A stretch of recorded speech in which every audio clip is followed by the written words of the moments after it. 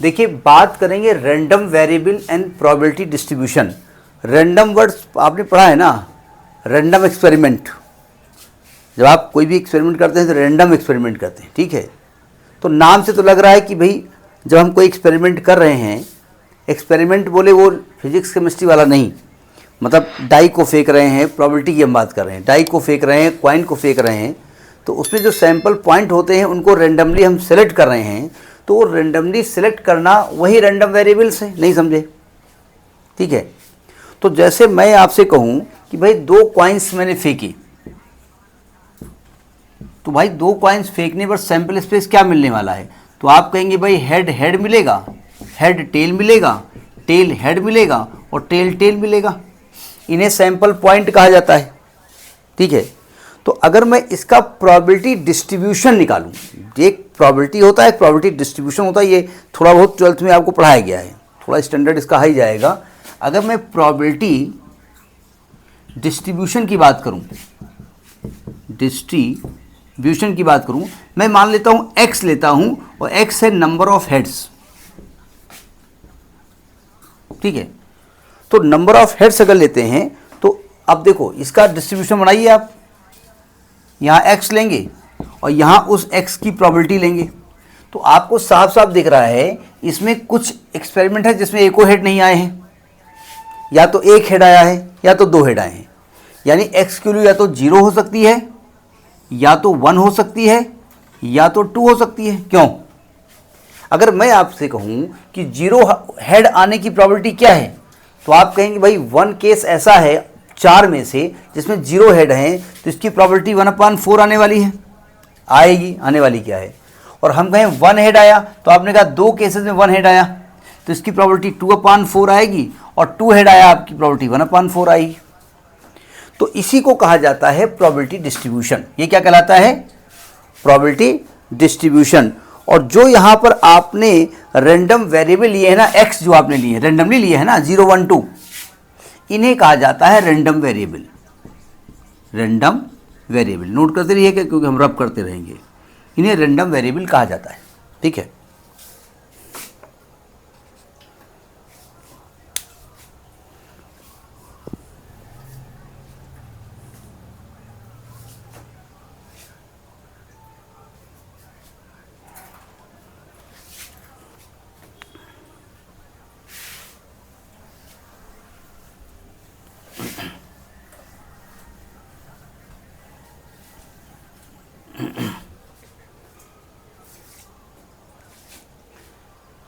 अब जो आपके रैंडम वेरिएबल हैं, रैंडम वेरिएबल को हम आर भी लेते, कोई दिक्कत है? रैंडम वेरिएबल बार बार पूरा पूरा लिखना पड़ेगा। ये 2 प्रकार के होते हैं, जो आपने यहाँ से x सेलेक्ट किया था ना, 0 हेड 1 हेड 2 हेड, ये रैंडम वेरिएबल थे। इसमें रैंडम वेरिएबल 2 प्रकार के होते हैं, एक डिस्क्रीट होता है और एक कंटिन्यूअस होता है। डिस्क्रीट रैंडम वेरिएबल और एक कंटिन्यूअस, कंटिन्यूअस कहते हैं ना, हाँ वही तो कहेंगे, रैंडम वेरिएबल। इसका शॉर्ट नाम भी होता है DRV, ये ध्यान रखिएगा, DRV और CRV ये होता है। ज़रा डिस्क्रीट का मतलब समझिएगा। जैसे मैं आपसे कहूँ कि मैं 5 6 10 फैमिली लेता हूँ किसी सिटी में, और उस फैमिली में फैमिली मेंबर्स की संख्या बताता हूँ, तो किसी की फैमिली में संख्या 3 होगी, किसी की 4 होगी, किसी की 2 होगी, किसी की 1 होगी, ये होगा ना। अब ये नहीं कहना एक कैसे हो सकती है, ये आदमी अकेला, वो भी तो फैमिली अपनी खुद की है, क्या दिक्कत, फैमिली में तो थोड़ी होता शादी हो जाए उसकी। यानी अगर मैं किसी में number of members in family लेता हूँ, इन फैमिलीज, तो किसी में 1 होगी, किसी में 2 होगी, किसी में 3 होगी, ऐसे होगी ना। तो क्या कोई ऐसा भी आएगा फैमिली जिसमें 1.5 मेंबर होंगे? यानी 1 मिलेगा, 2 मिलेगा, 3 मिलेगा, लेकिन 1.5 मेंबर थोड़े मिलेंगे, मिल जाएंगे, तो ऐसे नहीं होगा ना। तो ये डिस्क्रीट वैल्यू है ना, 1 है 2 है, लेकिन 1 और 2 के बीच में कोई नहीं है। आपकी एक मैथमेटिक्स में डिस्क्रीट मैथमेटिक्स पढ़ाई गई आपको? नहीं पढ़ाई गई, हो सकता है आगे क्लासेस में हो, graph theory and discrete mathematics, ठीक है। तो यानी कि यहाँ पर 1 और 2 के बीच में कोई नंबर नहीं है, तो ये डिस्क्रीट रैंडम वेरिएबल है तो रैंडम वेरिएबल रैंडमली लिया ना, अरे वो फैमिली यहाँ तो उसमें 2 मेंबर हैं, उसमें तो 3 मेंबर है, ठीक है, रैंडमली लिया। अच्छा, जैसे मान लेते हैं, यानी यहाँ पर जो वैल्यू होती है एक्स की वो 0 1 2 कुछ भी हो सकती है, एक भी मेंबर नहीं हो सकते उसमें, अगर वो मेंबर नहीं होंगे तो फैमिली का आएगी। कॉन्टिन्यूअस में क्या होता है, जैसे मैं 500 लोगों का एक ग्रुप लेता हूँ, मतलब कॉन्टिन्यूअस तब होगा जब ग्रुप साइज बहुत बड़ी हो। 500 लोगों का एक ग्रुप हमने ले लिया, ठीक है, और हमने कहा कि इसमें हाइट बताओ, हाइट या वेट बताओ, वेट फ्रॉम 50 to 60 के बीच में। तो भैया देखो, इस 500 में 50 और 60 के बीच में 50.1 भी हो सकता है, 50.12 भी हो सकता है, 50.3 भी हो सकता है, नहीं हो सकता है, हो सकता है 55 किसी का ना हो, 55.3 बहुत सारे लोग हो जाएं, ठीक है। यानी जब आप सैंपल साइज बहुत बड़ी ले लेते हैं तो उसमें बहुत सारी वैल्यू होने की पॉसिबिलिटी हो जाती है, यानी उसमें कोई ऐसी वैल्यू नहीं होगी जो वहाँ मिले ना आपको। भाई मान लें किसी शहर में 1 लाख लोग हैं, हमने 1 लाख लोगों में हमने हाइट बताई, तो हाइट 3 फीट से लेकर के 6 फीट तक का हर वैल्यू आपको मिल जाए, 3, 3.1, 3.2, 3.3, 3.4, 3.45 नहीं मिल जाएगी। तो इस प्रकार की वैल्यू को हम कहते हैं कंटिन्यूअस रैंडम वेरिएबल। समझ में आई बात, नहीं आई, ठीक है। अगर हम ग्राफ की नोट कर लिया ना, इसको 2 चीज़ें हैं। अगर मैं जनरली ग्राफ की बात करूं कि कंटिन्यूअस में और रैंडम में क्या लफड़ा है, ज़रा समझिएगा। अगर मैं रैंडम वेरिएबल की बात करूं, अभी थोड़ी देर पहले हम आपको नंबर ऑफ हेड्स बताए थे हमने, ठीक है। हमने कहा 0 हेड, 1 हेड और 2 हेड्स। 0 हेड की प्रोबेबिलिटी क्या थी, 1/4 थी, ये 1/4, ये 2/4, ये 3/4, जो भी है उससे मतलब नहीं है। देखो 0 हेड होने की प्रोबेबिलिटी 1/4 थी, 1 हेड की प्रोबेबिलिटी 2/4 थी, और 2 होने की प्रोबेबिलिटी फिर 1/4 थी। क्यों, यहाँ आएगा ना, क्या इसके बीच में कोई वैल्यू आपको मिल रही है? भाई आपको ये पॉइंट मिला, क्या इसके बीच में कोई आपको 0.5 हेड होने की कोई प्रोबेबिलिटी मिल रही है? तो इसके बीच में आपको कोई वैल्यू नहीं मिलेगी प्रोबेबिलिटी की। तो ऐसे को हम क्या कहते हैं, ऐसे को कहते हैं रैंडम वेरिएबल, उनका डिस्क्रीट रैंडम वेरिएबल, समझे। और अगर हम यहीं पर दूसरी बात कर लें, हम सैंपल साइज बहुत बड़ी कर लें और हम ये कह दें कि भाई यहाँ पर स्टूडेंट्स हैं, यहाँ पर स्टूडेंट्स हम ले रहे हैं, 1 लाख स्टूडेंट्स ले रहे हैं और उनकी वज़न 50 से 60 किलो ले रहे हैं, तो भैया 50-60 के बीच में आपको बहुत सारे स्टूडेंट मिल जाएंगे, नहीं समझे। 50 भी हो सकता है, 51 हो सकता है, 50.1 भी हो सकता है, 60 हो सकता है, 50.9 हो सकता है। क्यों, एक कंटिन्यूअस ग्राफ आपको मिलेगा, है वेरिएबल रैंडमली आपने सेलेक्ट किया है, लेकिन ये कंटिन्यूअस रैंडम वेरिएबल कहलाते हैं, ठीक है। अब इसमें क्या क्या चीज़ें निकाली जा सकती हैं, क्या क्या उसमें चीज़ें होती हैं, मतलब इसमें अध्ययन के लिए क्या क्या चीज़ें यहाँ पे की जाएंगी, तो देखो ध्यान से।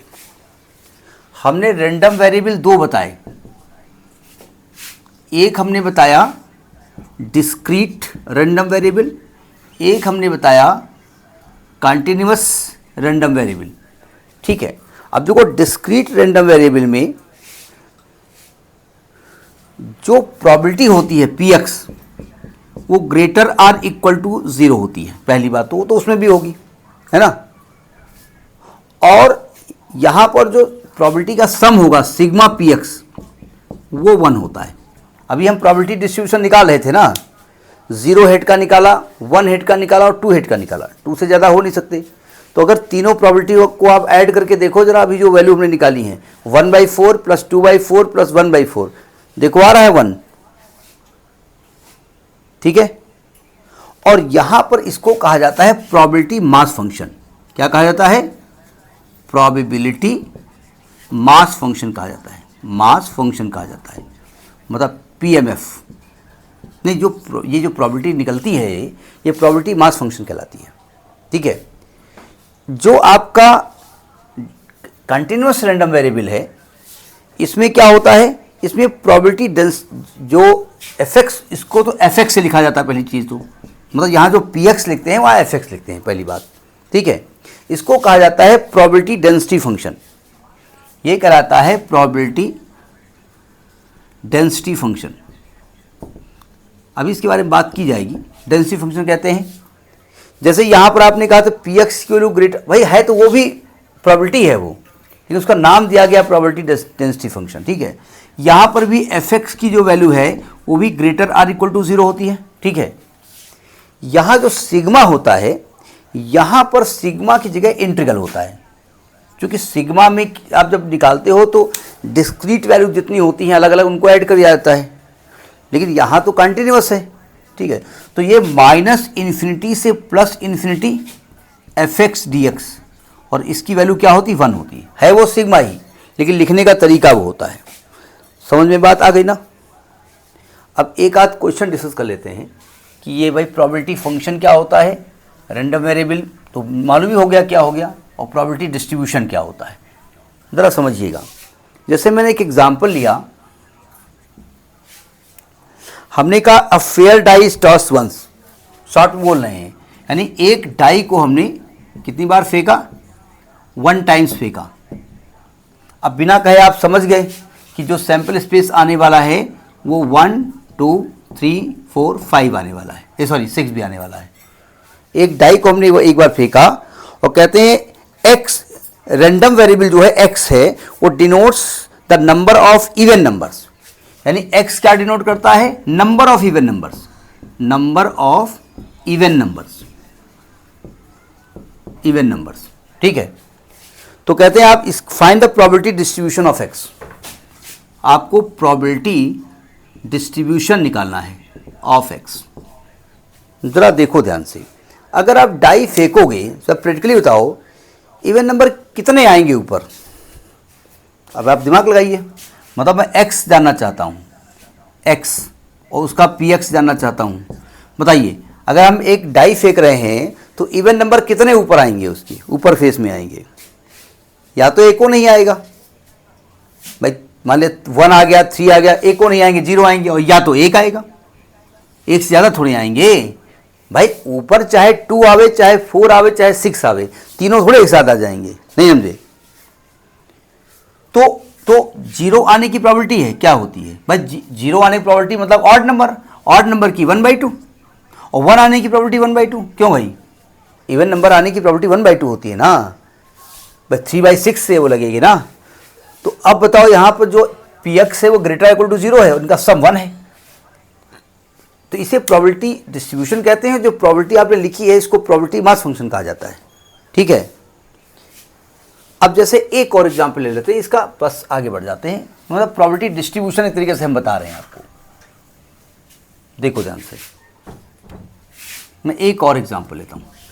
जैसे मैंने कहा 2 cards are drawn successively with replacement, 2 cards draw किए गए, ठीक है, सक्सेसिवली किए गए, विद रिप्लेसमेंट किए गए। क्या हम कहना चाहते हैं यहां पर, सक्सेसिवली का मतलब एक एक करके, रिप्लेसमेंट का मतलब होता है कि भाई एक कार्ड निकाला और उसको दोबारा रख दिया, ठीक है। तो कहते हैं with replacement from well shuffled pack of card, वो तो होता है ये 52 card. Find the probability distribution of number of queens. आपसे हमने कहा कि probability distribution of number of queens. अब देखो ध्यान से कैसे इसको निकाला जाएगा। पहले ये बताओ कितनी क्वींस निकल सकती हैं। आप 2 कार्ड निकाल रहे हैं, देखिएगा कितनी क्वीन निकल सकती हैं, पूरी बताओ ना। जो सकती हैं, क्या 2 ही क्वीन निकल सकती हैं? या तो एक भी क्वीन नहीं निकलेगी, या तो एक भी, हाँ, या तो 0 निकलेगी, या तो 1 निकलेगी, 2 निकलेगी, ठीक है।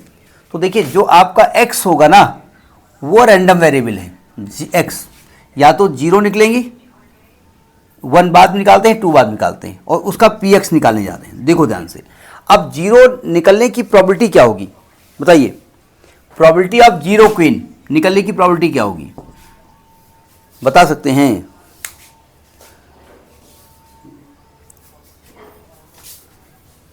मतलब 48/52 नहीं, वो मैं प्रोबेबिलिटी पूछ रहा हूँ। देखो वैसे तो हम लिखते नहीं, आपने वो नहीं बोला। 2 कार्ड्स आर ड्रॉन, कार्ड तो 2 ड्रा किए जा रहे हैं ना। अब देखो वैसे तो मुझे याद है कि 40, भाई सिंपल सी बात है, अगर नहीं निकली हैं यानी कि चारों जो क्वींस हैं कहीं छुप गई हैं, 48 जो विदाउट क्वीन वाले वो बाहर टहल रहे हैं। तो जनरली हमको 48c2/52 c2 याद रहता है। क्यों भाई? ये यहां पर ये मेथड नहीं लगेगा भाई। क्यों नहीं लगेगा? क्योंकि पहले मैं 48 में एक कार्ड निकालूंगा 48c1/52c1 और इनटू दूसरा कार्ड भी 48c1/52c1 आएगा। नहीं समझे? दोनों केसेस में एक एक कार्ड निकाले और रिप्लेस किए दे रहे हो, यानी ये आएगा 48/52 इंटू 48/52। तो यहां पर जो आने वाला है वो आने वाला है 48/52 इंटू 48/52। अब ये तो हो गया आपका 1 कार्ड, ठीक है। ये सोच रहा हुआ इतनी जल्दी मीटिंग कैसे ख़त्म हो गई, हमको कौन बताया कि मीटिंग पहले से चली? नहीं, वो पहले चल रही थी ना, तो वही ये ज्वाइन हो गया था, हमने फर्स्ट से इसको ज्वाइन करा दिया।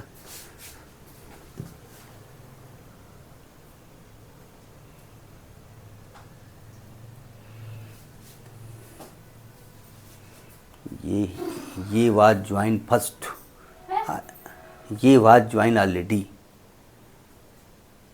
I have make him join first already drawn. पंखा चला ही नहीं रहे हो।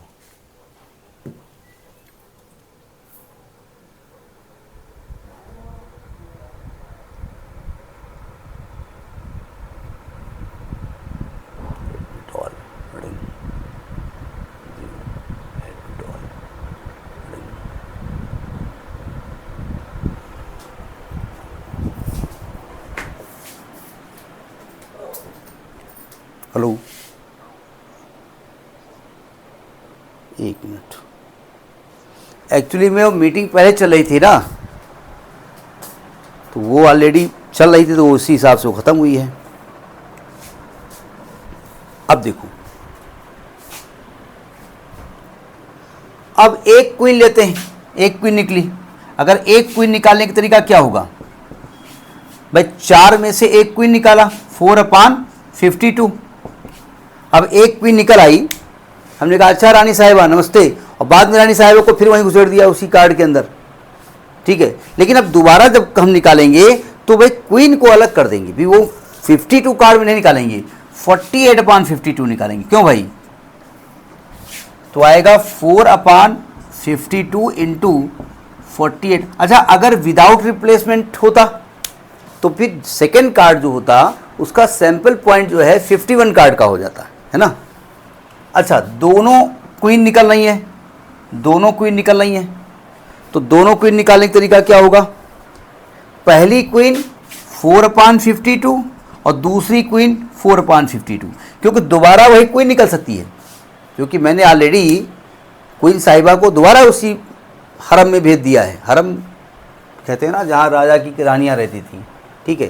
तो ये आपका प्रोबेबिलिटी डिस्ट्रीब्यूशन है, समझ में आई बात?